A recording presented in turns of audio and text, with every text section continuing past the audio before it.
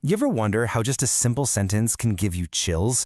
Or, how a certain phrase can get stuck in your head for years? Well, today we're going to pull back the curtain on the real magic of language. We're diving into figures of speech. Yeah, these are the secret ingredients that turn plain old words into incredibly powerful ideas. So let's just start with a really basic question.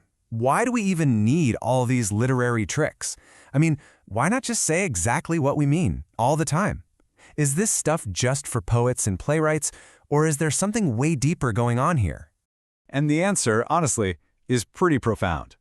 Look, plain language is fantastic for getting facts across. But what about the things that don't fit so neatly into a definition?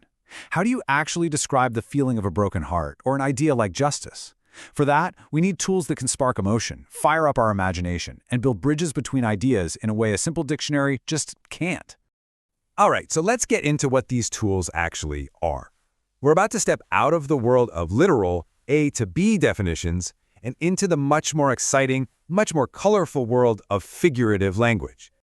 Okay, the first thing you got to get is that a figure of speech is not a mistake. It's not a slip of the tongue. It is a conscious, deliberate choice. It's when a speaker or a writer intentionally steps away from the ordinary way of saying something to create a very specific effect. Maybe to make a point hit harder, a description more vivid, or an emotion just felt more deeply. And this, right here, is the key. This is the whole ballgame. These things aren't just linguistic sprinkles you add to make your sentences sound pretty. No way. They are fundamental to how we build meaning itself. You could even say they're the engine of expression. So, let's kick things off with one of the most common ways these figures of speech work by making connections. This whole family of figures operates by building these incredible bridges between different ideas, drawing comparisons, and shining a light on similarities you never knew were there. First up, the absolute powerhouse of figurative language, the metaphor. Now, a metaphor doesn't just suggest a similarity, it straight up declares an identity. It says this thing is that thing. And when it does that, it smashes two completely different concepts together and boom, forges a brand new way of seeing the world. It's like a tiny, compressed, imaginative explosion. And right there with the metaphor, you've got its close cousin, the simile. A simile also draws a comparison, but it's way more explicit about it. It uses those little connecting words, like or as, and that creates just a little bit of distance, It acknowledges that the two things are different, but it still points out a really powerful resemblance between them. And here you can really see the difference side by side. A metaphor asserts identity. Chaos is a friend. It's bold, it's intense, it forces two completely different ideas into one. A simile, on the other hand, asserts resemblance. My love is like a rose.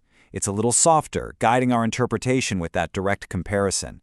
Both are incredibly powerful for sure, but they achieve their effects in totally different ways. Okay, so if that first group was all about building connections, this next group, it's all about creating sparks. We're talking about figures that generate meaning and insight by using contrast, tension, and even straight-up opposition. Just look at this phrase for a second. A silent sound. Logically, it makes absolutely no sense, right? And yet, you instantly get what it's trying to say. You feel it. That is the magic of using contrast in our language. What we just saw there, that's a classic oxymoron. It's the art of jamming two words that shouldn't go together, right next to each other.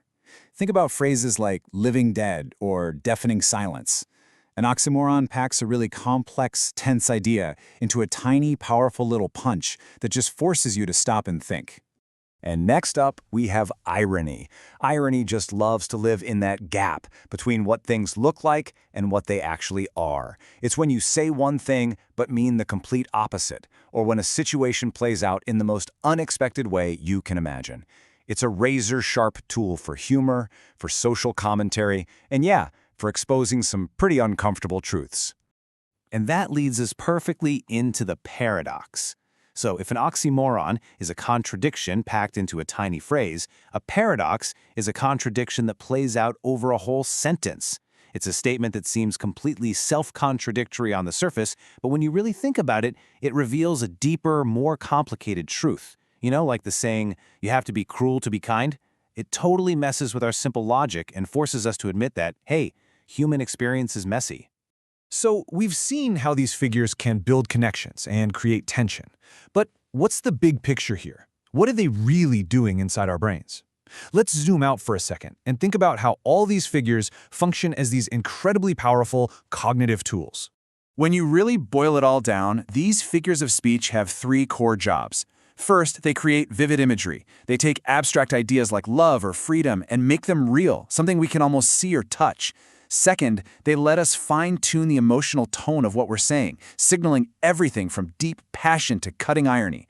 And third, and this might be the most important one, they actually help us structure our own thoughts, giving us mental models like metaphors to grapple with really complex concepts. So look, if there is one thing to take away from all this, it's this. Figures of speech are not just decorative fluff. They are essential cognitive tools. They are the very bridge that connects language, our imagination, and our ability to think. They don't just describe the world around us, they actively shape the way we perceive and understand it. And that leaves us with a final, really powerful question to think about.